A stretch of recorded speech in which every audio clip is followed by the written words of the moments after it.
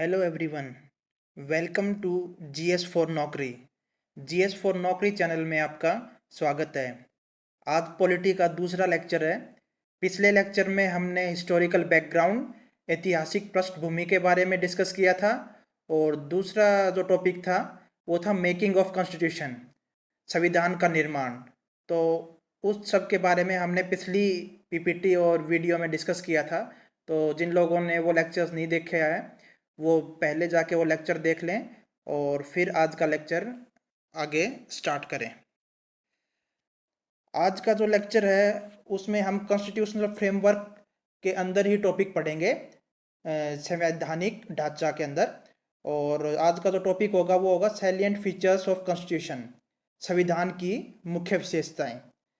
पिछले लेक्चर में काफ़ी स्टूडेंट्स की डिमांड थी कि हिंदी के वर्ड्स भी कुछ इंक्लूड किए जाए, तो धीरे धीरे आगे लेक्चर्स में मैं हिंदी के और ज़्यादा वर्ड्स इंक्लूड करने की कोशिश करूँगा ताकि जो हिंदी के स्टूडेंट्स हैं उनको और फ़ायदा हो सके।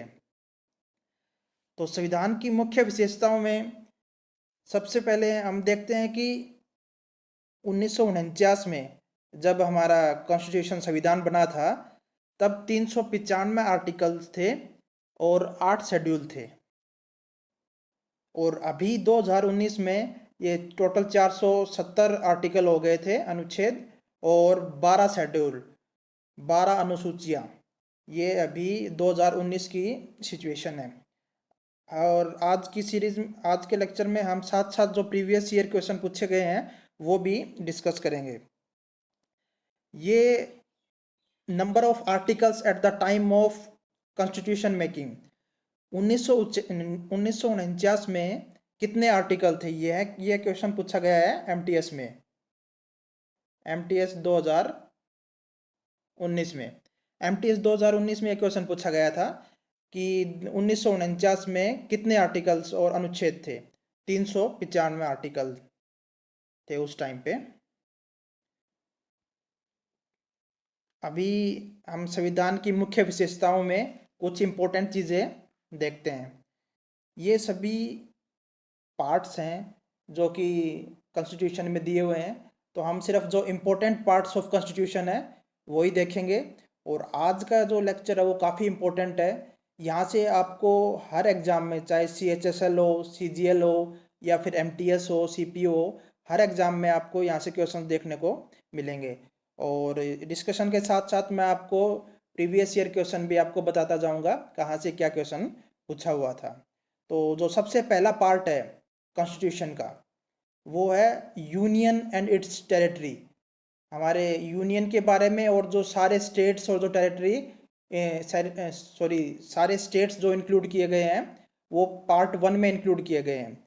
और इसमें जो आर्टिकल्स हैं वो 1 to 4, अनुच्छेद 1 से लेकर 4 में ये पहला पार्ट आपका आता है। जो दूसरा जो पार्ट है इम्पोर्टेंट वो है सिटीजनशिप, नागरिकता। तो जो नागरिकता है वो हमारे कॉन्स्टिट्यूशन में अनुच्छेद 5 से लेकर 11 तक, आर्टिकल्स 5 to 11 के बीच में कवर किया गया है। और जो तीसरा हमारा इम्पोर्टेंट पार्ट है कॉन्स्टिट्यूशन का वो है फंडामेंटल राइट्स, जो मौलिक अधिकार बोलते हैं। ये हमारे आर्टिकल 12 से 35 के बीच में इंक्लूड किया गया है हमारे कॉन्स्टिट्यूशन में। और ये बहुत ही इम्पोर्टेंट पार्ट है। काफ़ी बार इसको दूसरे एग्जाम्स में जैसे SSC के पूछा गया है। जो अगला जो इम्पोर्टेंट पार्ट है वो है directive principles of state policy, जो कि पार्ट 4 है। इसको अनुच्छेद 36 से 51 के बीच में कवर किया गया हमारे कॉन्स्टिट्यूशन में। और जो ये पार्ट 4 है इससे क्वेश्चन पूछा गया है CPO 2019 में कि directive principles of state policy हमारे संविधान के किस पार्ट में इंक्लूड किए गए हैं। तो CPO 2020 में ये क्वेश्चन पूछा गया है, तो इसका आंसर पार्ट 4 होगा। अगला जो इम्पोर्टेंट पार्ट है हमारे संविधान का वो है 4A, जिसमें कि फंडामेंटल ड्यूटीज इंक्लूड की गई है। और अगर अनुच्छेद की बात करें तो 51A में हमारे फंडामेंटल ड्यूटीज हैं, मौलिक कर्तव्य। अगला जो इम्पोर्टेंट पार्ट है वो पार्ट 5 वो यूनियन गवर्नमेंट से रिलेटेड है। यूनियन गवर्नमेंट में सारे जैसे कि प्रेसिडेंट, वाइस प्रेसिडेंट, पार्लियामेंट, ये सभी चीज़ें यूनियन गवर्नमेंट में कवर की गई है। और जो अनुच्छेद हैं इसके रेस्पेक्ट में वो हैं आर्टिकल 52 से आर्टिकल 151। इन अनुच्छेद के बीच में हमारे यूनियन गवर्नमेंट के जो भी प्रोविजंस हैं वो इंक्लूड किए गए हैं। और ये जैसे पार्ट 4A का मिस कर दिया, इसमें MTS 2019 में भी क्वेश्चन पूछा हुआ है कि फंडामेंटल ड्यूटीज़ हमारे किस पार्ट में इंक्लूड की गई हैं, तो वो पार्ट 4A है। जो अगला जो इम्पोर्टेंट पार्ट है वो है पार्ट 6, जिसमें स्टेट गवर्नमेंट से रिलेटेड प्रोविजंस हैं। स्टेट गवर्नमेंट से रिलेटेड जैसे गवर्नर, स्टेट लेजिस्लेचर, वो सभी प्रोविजंस और चीज़ें हमारे स्टेट गवर्नमेंट के पार्ट 6 में इंक्लूड की गई हैं। और जो आर्टिकल्स हैं, जो अनुच्छेद है वो 152 से 237, 152 से 237 के बीच में जो आर्टिकल्स हैं वो स्टेट गवर्नमेंट के प्रोविजंस कवर करते हैं।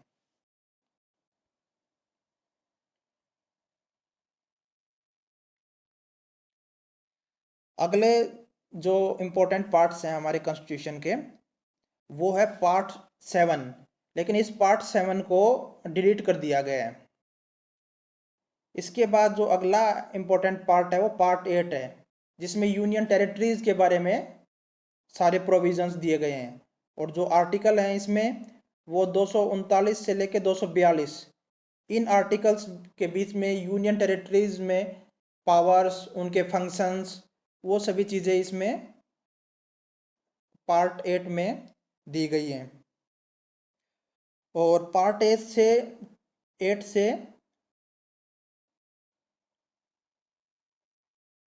या पार्ट 8 से MTS 2019 में क्वेश्चन पूछा हुआ है कि यूनियन टेरिटरीज से रिलेटेड जो प्रोविजंस हैं वो हमारे कॉन्स्टिट्यूशन के किस पार्ट में है, वो पार्ट 8 में है। और जो सबसे इम्पोर्टेंट जो पार्ट्स हैं हमारे कॉन्स्टिट्यूशन के, जो कि बार बार रिपीटेटिवली SSC के एग्जाम्स में पूछे हुए हैं, वो पहला है द पंचायत्स। यह पार्ट 9 में इंक्लूड किया गया है।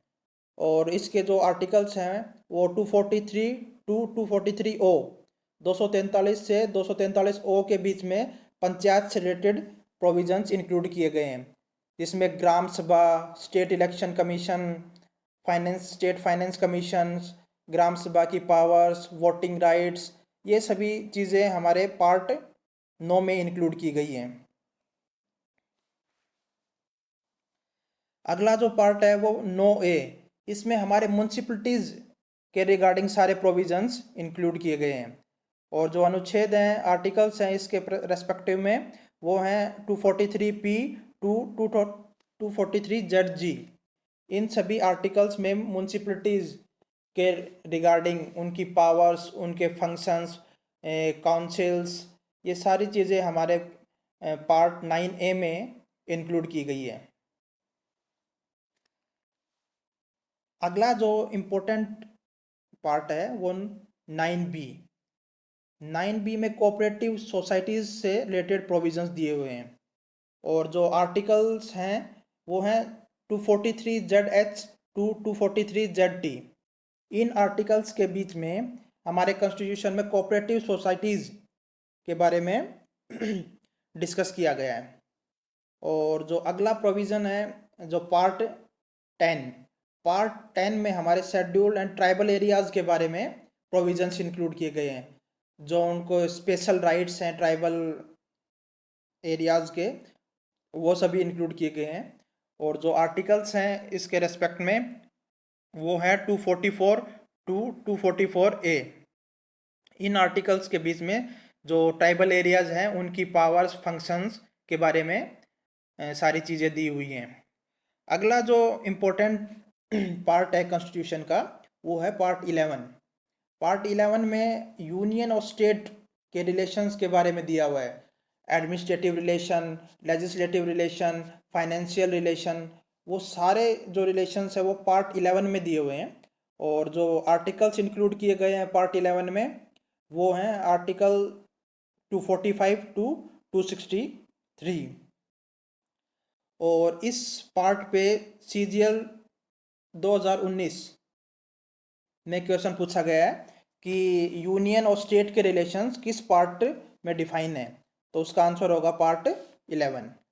तो टोटल जो हमारे अभी हमने पीछे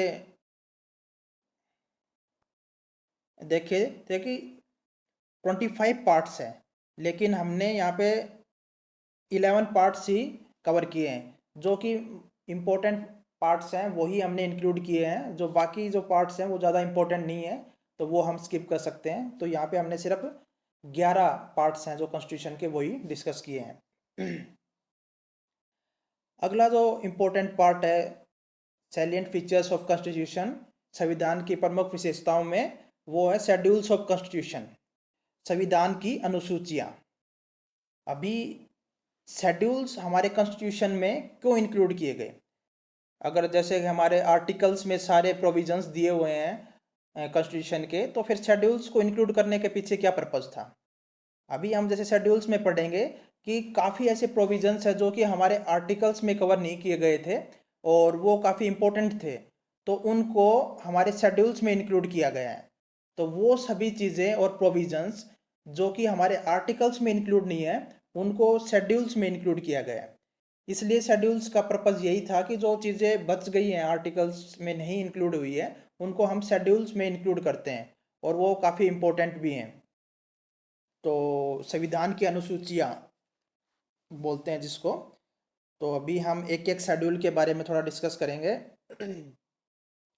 जो पहला शेड्यूल है हमारा, उसमें हमारे स्टेट्स के नाम, यूनियन टेरिटरीज के नाम और उनका एरिया, वो सब चीज़ें इंक्लूड की गई हैं फर्स्ट शेड्यूल में। और अगला जो शेड्यूल है, उसमें हमारे जो हाई प्रायोरिटी की जो पोस्ट्स हैं, जैसे प्रेसिडेंट, गवर्नर, तो उनसे रिलेटेड जो उनके विशेष अधिकार, अलाउंसेस, प्रिविलेजेस, वो सभी डिस्कस किए गए हैं। तो आपको एग्जाम्स में सिर्फ डायरेक्ट क्वेश्चन पूछे जाएंगे कि अलाउंसेस, प्रिविलेजेस और ये विशेष अधिकार किस शेड्यूल में इंक्लूड किए गए हैं। तो बस आपको सिर्फ ये लाइन पता होना चाहिए कि सेकंड शेड्यूल में ये सारी चीज़ें इंक्लूड की गई हैं। और जो तीसरा शेड्यूल है, तीसरी जो अनुसूची है, उसमें हमारे जो एमपीज और मिनिस्टर्स, इन सभी की ओथ्स के बारे में कवर किया गया है। इससे रिलेटेड एक क्वेश्चन अभी एग्जाम में भी आया हुआ है, वो है CHSL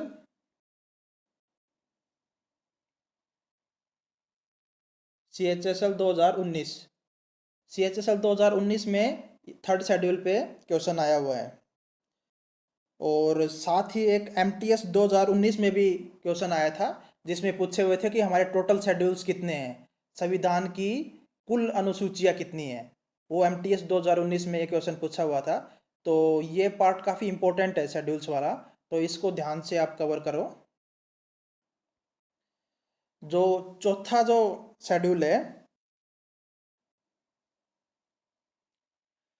उसमें राज्यसभा की जो सीट्स हैं कि कितने, किस स्टेट को कितनी अलोकेट हुई है, यूनियन टेरिटरीज को कितनी अलोकेट हुई हैं, तो वो सभी चीज़ें, वो सभी प्रोविजंस हमारे फोर्थ शेड्यूल में, चौथी अनुसूची में इंक्लूड किया गया है। और फोर्थ शेड्यूल पे क्वेश्चन आया हुआ है CHSL 2021 में। CHSL 2021 में इस पे क्वेश्चन आया था कि allocation of seats in the Rajya Sabha, ये किस शेड्यूल में इंक्लूड किया गया है, तो उसका आंसर होगा फोर्थ शेड्यूल। इसी तरह जो अगला प्रोविज़न है, जो फिफ्थ शेड्यूल है, जो पांचवी अनुसूची है, उसमें हमारे शेड्यूल्ड एरिया और शेड्यूल्ड ट्राइब के एडमिनिस्ट्रेशन और कंट्रोल के बारे में प्रोविजंस दिए हुए हैं। इसी के साथ में जो सिक्स शेड्यूल है, जो छठी अनुसूची है, उसमें सिर्फ आसाम, मेघालय, त्रिपुरा एंड मिजोरम, सिर्फ इन स्टेट्स के ट्राइबल एरियाज़ के बारे में प्रोविजंस दिए हुए हैं। और इन चार स्टेट्स को छोड़ के बाकी सभी ट्राइबल्स के बारे में हमारे फिफ्थ शेड्यूल में डिस्कस किया गया है। तो आपको कंफ्यूज नहीं होना है, और आपको ये चारों स्टेट्स पता होना चाहिए कि सिक्स शेड्यूल में कौन से स्टेट्स के ट्राइबल एरियाज़ के बारे में डिस्कस किया गया है या प्रोविजंस दिए हुए हैं। वो हैं आसाम, मेघालय, त्रिपुरा एंड मिजोरम।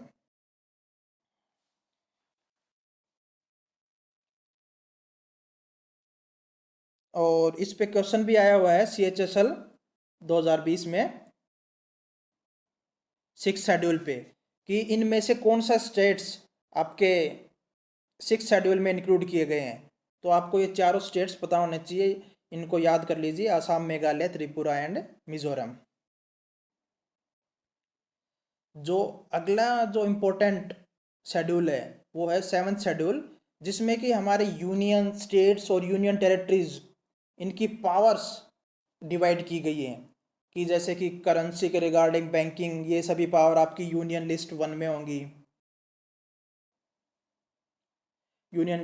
होंगी, स्टेट लिस्ट में आपके गवर्नर के फंक्शन और स्टेट लेजिस्लेचर, ये सभी फंक्शंस और चीज़ें आपके लिस्ट 2 में इंक्लूड हैं। और काफ़ी चीज़ें जो कंकरेंट लिस्ट में इंक्लूड की गई हैं, जैसे सिक्योरिटी ऑफ कंट्री, उसमें स्टेट्स के पास भी पावर है और सेंटर के पास भी पावर है।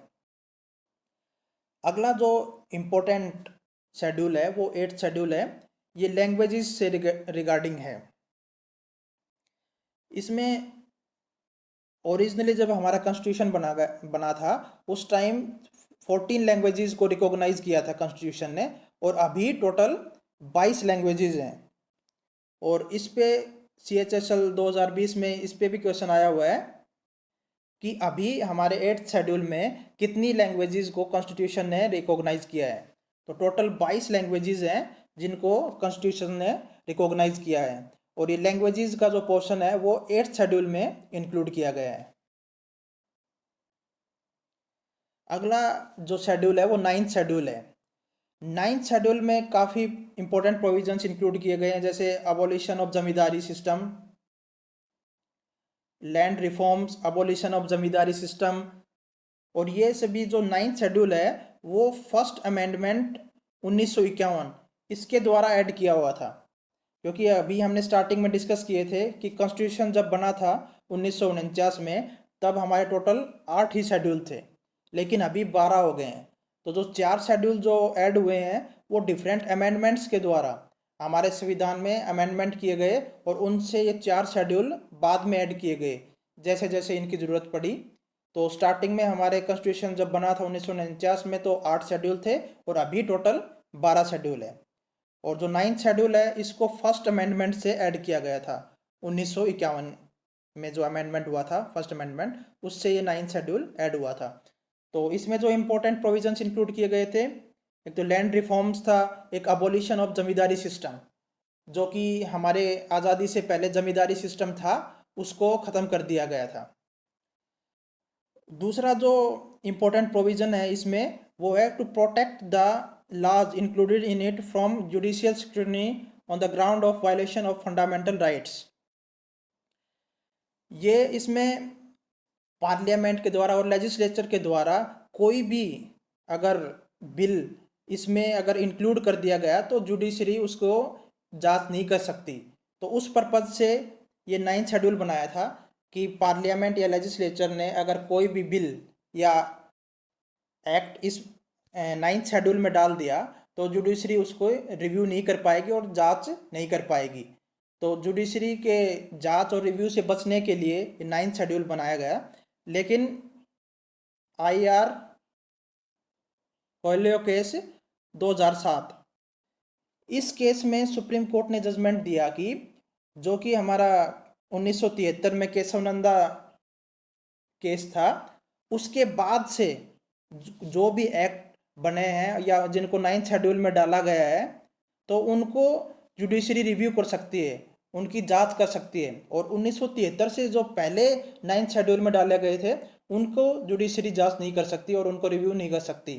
तो IR कोयलियो केस 2007 में ये इम्पोर्टेंट जजमेंट है, और सुप्रीम कोर्ट ने इसमें कहा कि अभी हम जुडिशियल जो रिव्यू है वो एक इम्पोर्टेंट पार्ट है हमारी पावर का। और तो हम सारे जो एक्ट्स और जो बिल हैं, चाहे आप 9th शेड्यूल में डालो चाहे अलग से करो, तो उनको हम रिव्यू कर सकते हैं। तो 2000 के साथ में इस जजमेंट के बाद 1973 के बाद के सारे एक्ट, चाहे उनको 9th शेड्यूल में डाला गया है या नहीं डाला गया है, उनको जुडिशरी रिव्यू कर सकती है और उनकी जांच कर सकती है।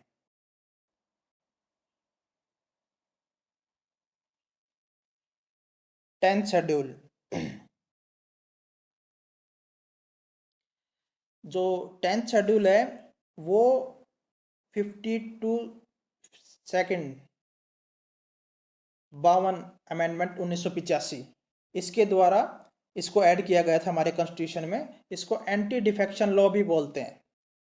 डिफेक्शन क्या होता है कि कोई एक एमएलए या एमपी एक पार्टी से चुनाव लड़ा और जीतने के बाद अगर दूसरी कोई पार्टी सरकार बना रही है तो उसमें जाके उसने ज्वाइन कर लिया, तो उसको रोकने के लिए एंटी डिफेक्शन लॉ ये लाया गया 1985 में। अगर हम इसका थोड़ा बैकग्राउंड देखें तो उस टाइम पे आया राम गया राम के नाम से एक कहानी काफ़ी फेमस हुई थी, क्योंकि हरियाणा में एक एमएलए थे जो कि एक रात में ही उन्होंने 2 से 3 पार्टियां चेंज कर दी थी। एक बार इस पार्टी में, एक बार उस पार्टी में, एक बार इस पार्टी में। तो इन सभी को रोकने के लिए 10th शेड्यूल लाया गया और इसमें काफ़ी प्रोविजंस दिए हुए हैं। Disqualification of the members of parliament state legislature on the ground of defection. तो जो एमएलएज हैं, एमपीज हैं, तो इनमें जो प्रोविजंस दिए हुए हैं उनके बेसिस पे उनको डिस्क्वालीफाई किया जा सकता है। तो आपको इस पर डायरेक्ट क्वेश्चन देखने को मिल सकते हैं कि 10th शेड्यूल किस अमेंडमेंट के द्वारा ऐड हुआ था। वो था 52 अमेंडमेंट। और जो दूसरा इम्पोर्टेंट पूछ सकते हैं वो है कि एंटी डिफेक्शन जो लॉ है वो किस शेड्यूल में इंक्लूड किया गया है, तो वो 10th शेड्यूल है। तो आपको ये प्रोविजंस याद होने चाहिए। अगला जो इम्पोर्टेंट शेड्यूल है वो है 11th शेड्यूल। ये काफ़ी इम्पोर्टेंट शेड्यूल है और इन पे क्वेश्चन आए हुए हैं। यहाँ पे एमटीएस ने भी क्वेश्चन पूछा हुआ 2019 में कि पंचायती राज इंस्टीट्यूशन से रिगार्डिंग पावर्स हैं वो किस शेड्यूल में इंक्लूड की गई हैं। तो 11th शेड्यूल को 73rd अमेंडमेंट एक्ट 1992 इससे ऐड किया गया था। तो ये आपको पता होना चाहिए कि 11th शेड्यूल किस अमेंडमेंट से ऐड हुआ था। वो था 73rd अमेंडमेंट एक्ट 1992। और इस सब में 11th शेड्यूल में आपके पंचायत से रिलेटेड सारे पावर, उनकी अथॉरिटी, रेस्पॉन्सिबिलिटीज़ वो सभी 11th शेड्यूल में इंक्लूड की गई हैं। जैसे ग्राम सभा, वोटिंग राइट्स हो गए, आपके इलेक्शन कितने महीने में होंगे, वो सभी चीज़ें आपके 11th शेड्यूल में इंक्लूड की गई हैं। और जो लास्ट हमारा शेड्यूल है वो है 12th शेड्यूल। 12th शेड्यूल को 74th अमेंडमेंट से ऐड किया गया है, 74th अमेंडमेंट एक्ट ऑफ 1992। ये भी काफ़ी इंपॉर्टेंट शेड्यूल है कि इसमें म्यूनसिपलिटीज़ के रिगार्डिंग पावर, अथॉरिटी और रेस्पॉन्सिबिलिटीज़ दी गई हैं। म्यूनसिपल काउंसिल्स के रिगार्डिंग, टाउनशिप्स और ये सभी स्पेशल पोर्ट्स, इन सभी की पावर्स, अथॉरिटी के बारे में 12th शेड्यूल में दिया हुआ है। और इसमें टोटल 18 मैटर इंक्लूड किए गए हैं। और तो ये टोटल 12 शेड्यूल थे। इनके अमेंडमेंट्स हैं, जो चारों अमेंडमेंट है वो काफ़ी इंपॉर्टेंट है। जो 10th शेड्यूल 52nd अमेंडमेंट से, 11th शेड्यूल 73rd अमेंडमेंट से और 12th शेड्यूल 74th अमेंडमेंट से। और 70 जो 11th शेड्यूल है वो पंचायती राज इंस्टीट्यूशंस के बारे में है, जो 12th शेड्यूल है वो म्यूनसिपलिटीज़ के बारे में है। तो आपको जो बेसिक आइडिया है वो होना चाहिए सारे शेड्यूल्स का।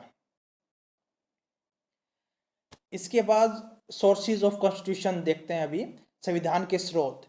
क्योंकि हमारा जब कॉन्स्टिट्यूशन बना था तो हमारे कंट्री के अकॉर्डिंग, हमारे कंट्री में भिन्न भिन्न प्रकार के लैंग्वेजेस बोले जाते हैं, भिन्न भिन्न प्रकार की जातियां हैं, धर्म हैं।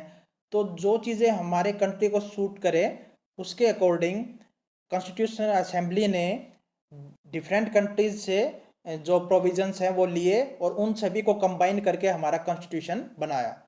तो इस पार्ट में हम ये डिस्कस करेंगे कि हमारे जो कॉन्स्टिट्यूशन ऑफ इंडिया संविधान है उसमें कहाँ कहाँ से प्रोविजंस लिए गए हैं और कौन कौन से प्रोविजंस लिए गए हैं।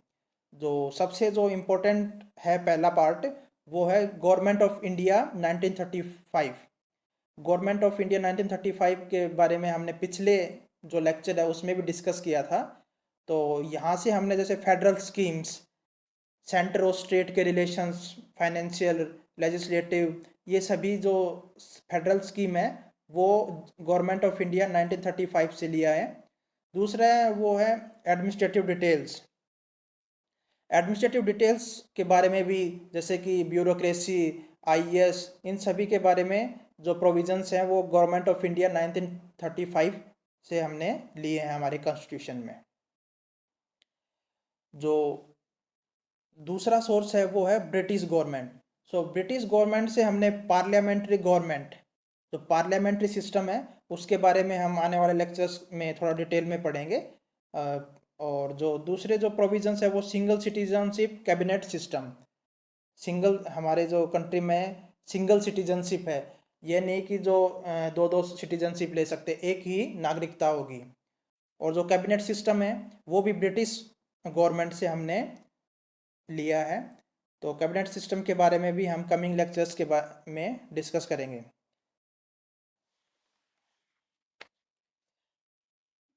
अगला जो इम्पोर्टेंट कंट्री है जिससे हमने सोर्स किया है हमारे कॉन्स्टिट्यूशन, वो है साउथ अफ्रीका।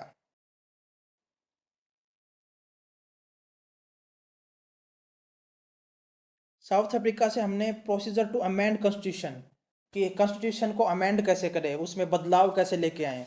तो कॉन्स्टिट्यूशन में जो बदलाव लाने का जो तरीका है, प्रोसीजर है, वो हमने साउथ अफ्रीका कंट्री से लिया है।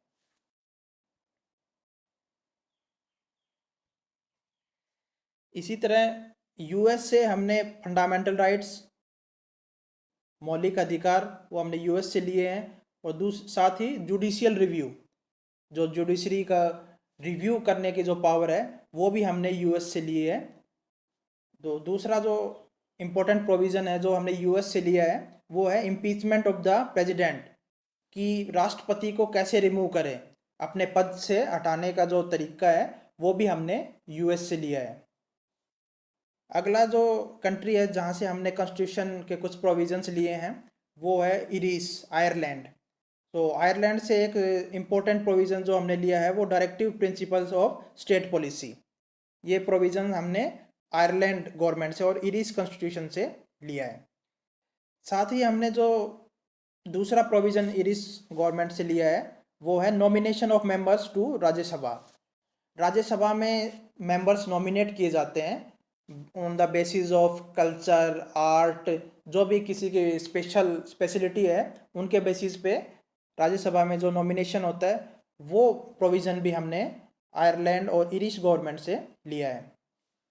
अगला जो कंट्री है वो सोवियत यूएसएसआर, जो कि 1991 में रशिया चेंज हो गया था यूएसएसआर टूटने के बाद।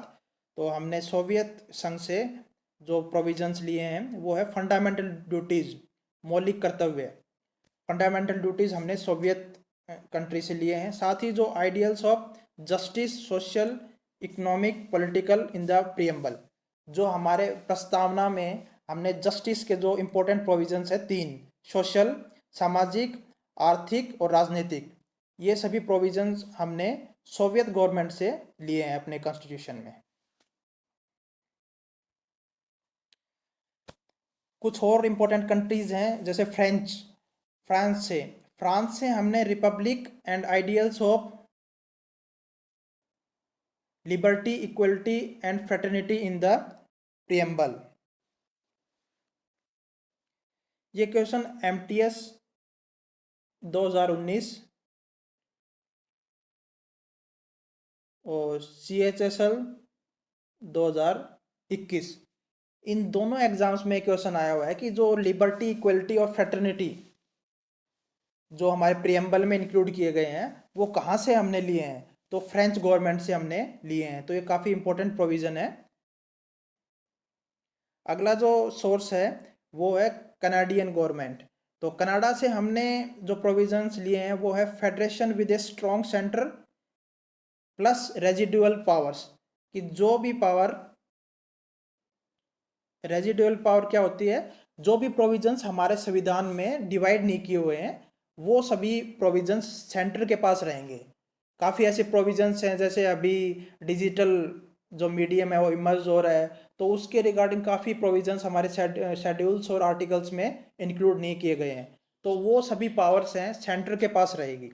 तो एक स्ट्रॉन्ग सेंटर बनाने का जो प्रोविज़न था वो कनाडा गवर्नमेंट से हमने लिया है। साथ ही appointment of state governors by centre, तो सेंटर जो अपॉइंट करता है गवर्नर्स को, ये प्रोविज़न भी हमने कनाडा गवर्नमेंट से लिया है। तो अगर हम इसका समराइज पार्ट देखें तो ये जो कनाडा गवर्नमेंट से हमने सेंटर को स्ट्रॉन्ग करने का जो प्रोविजंस है वो सभी लिए हैं। और अगला जो इम्पोर्टेंट प्रोविज़न है वो है फाइनेंशियल इमरजेंसी। फाइनेंशियल इमरजेंसी के रिगार्डिंग जो प्रोविज़न है वो हमने जर्मनी से लिए हैं।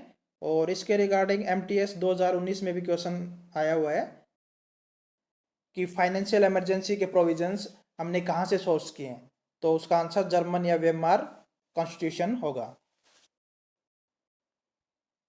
तो आज के लिए इतना ही। हमने जो इम्पोर्टेंट पार्ट्स हैं कॉन्स्टिट्यूशन के वो सभी, शेड्यूल्स हैं वो सभी, और जो सोर्सेज ऑफ कॉन्स्टिट्यूशन हमारे संविधान के स्रोत हैं वो सभी डिस्कस किए।